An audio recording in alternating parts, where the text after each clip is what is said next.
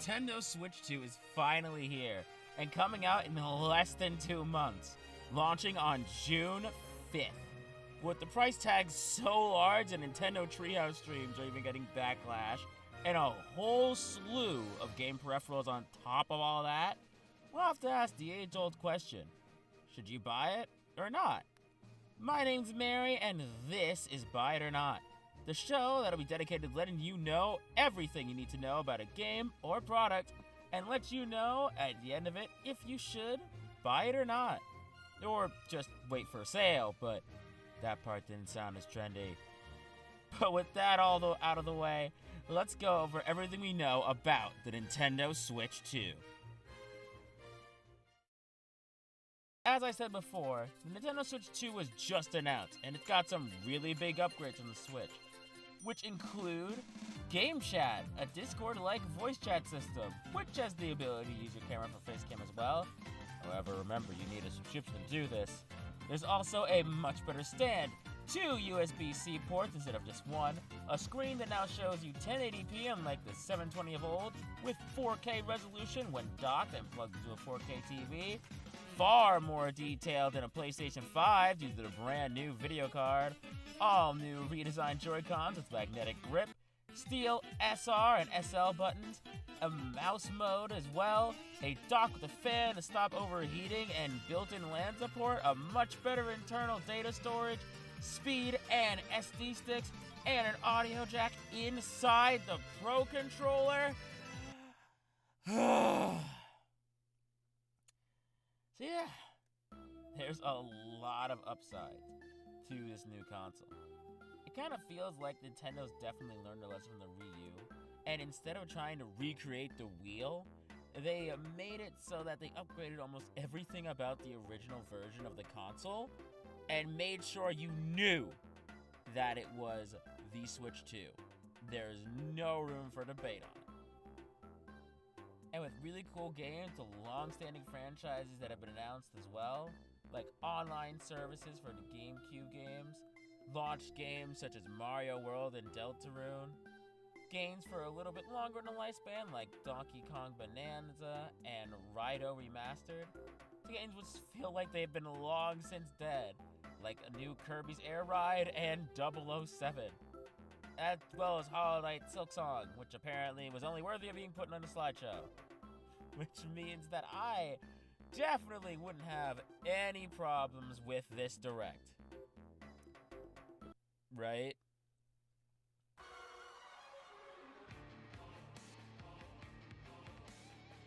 So, as a consumer, there are a few things I don't like about this announcement. First is Switch game compatibility. For the amount of people that'll probably be selling their Switch, this is an interesting trend that's going on, in that there's a lot of high-profile Switch games that are getting upgrade packs. It seems like it's going to be a new content for these games that you can only play on the Switch 2. Upgrade packs are about $20 or free for Nintendo Online users, and I'm gonna be straight up. This part kinda feels like a cash grab. It's funny that there's things like Zelda having a GPS system of all things, but essentially DLC for $20 for each of these games, or $7.99 if it's less substantive. It just kind of feels like another incentive to pick up Nintendo's bad online service that was only ever really excusable when it was free. That being said, hopefully the online will be improved, but with the budget they have, I'm assuming it's going to be the same peer-to-peer service that Nintendo is known for. Meaning, not that great. Next problem is battery power. While inevitable, the fact that this is confirmed that the new console will only have about 2 to 6 hours of gameplay while undocked is insane. It was evident that the dock upgrades were because this is going to be a much more home-centric version of the console. But remember that a big selling point of the original Switch is that it can be used as both a handheld portable and a console, taking on the go and all that.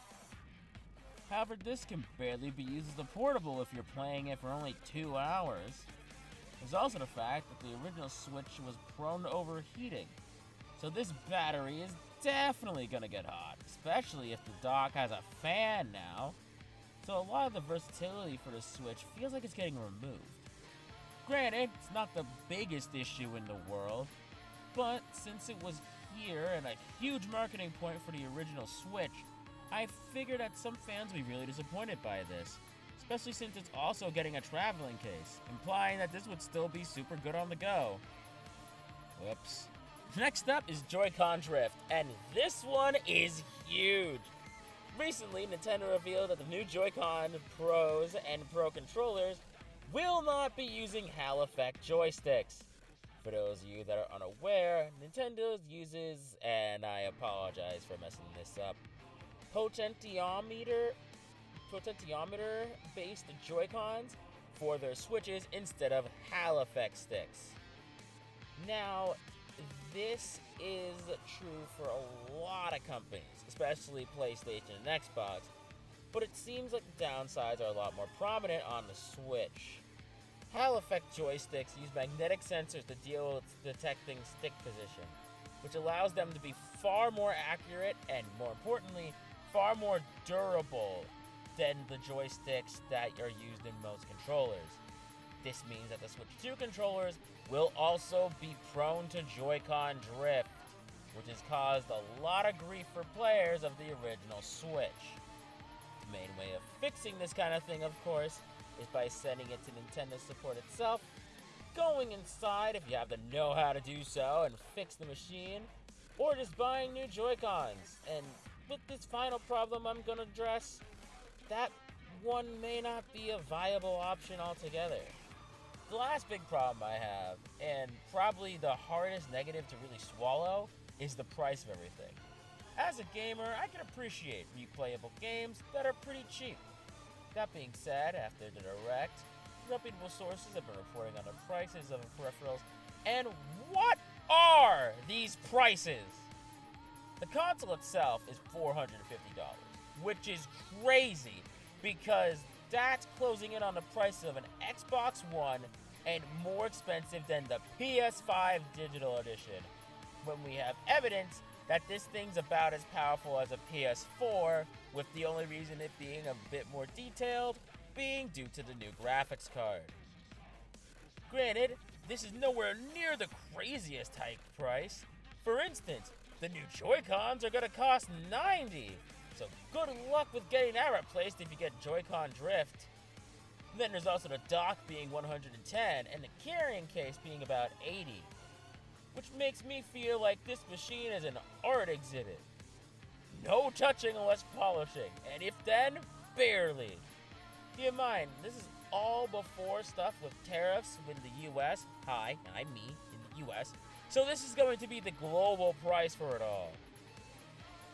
This, I feel, is the biggest sign Nintendo's really trying to push as much as possible. And keep in mind that they've been doing this for a while.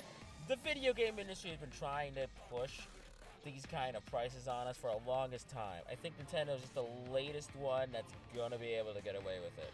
Also, if you're planning on doing something like selling your Switch, do keep in mind that SD cards cannot transfer save data. You would have to go through Save Data Cloud or transfer it directly from another Switch. Just make sure everything's backed up and hope to God that the Switch 2 will be able to access that Save Data Cloud. I assume so, but just in case. So with all that being said, I guess to answer the main question. On this show, we don't really give out 5-star reviews or anything like that. Instead, we have 3 ratings here. Buy it, wait for it, or skip it. And this is going to be my ranking for the Nintendo Switch 2. To be honest, the economy nowadays is so horrible that we have to kind of make some hard choices about what we buy. And with gaming prices, upgrade packs, and expensive peripherals, I think Nintendo is trying to use FOMO to get away with stuff that is going to bring the game industry down to their level if they succeed. having a console that is more expensive than a PS4 and as powerful as one, and isn't going to be optimally used as a portable console, is a big but probably acceptable ask. However, $80 price tags on Mario Kart and $70 price tags on all other Switch 2 games is a very big pill to swallow. And again, keep in mind, this is confirmed to not be affected by tariffs in the US because of Trump's bullshit. So, at that rate, it's going to be even higher later on. At that point, a few of the Switch 2 games, like Vital Remastered, No Rest for Date, Deltarune, Metroid Prime 4, and Professor Layton, are all confirmed that they're going to be on Switch. And while it's hard for me not to just recommend a skip, because you already know this thing is never going to go on sale because it's something you care about and this is Nintendo, if you're able to save money and when you have time to burn it, when more games come out, I don't think waiting for the console is the worst option here. Thanks so much for listening to what I have to say. Those are my thoughts on the Nintendo Switch 2 and everything that's been announced so far, and whether or not I think you should buy it or not. But let me know what you think. You think you should buy it? You think you shouldn't buy it? Or do you think you should wait for everything to see what plays out? Let me know in the comments below, and I hope to see you guys again real soon. Bye-bye!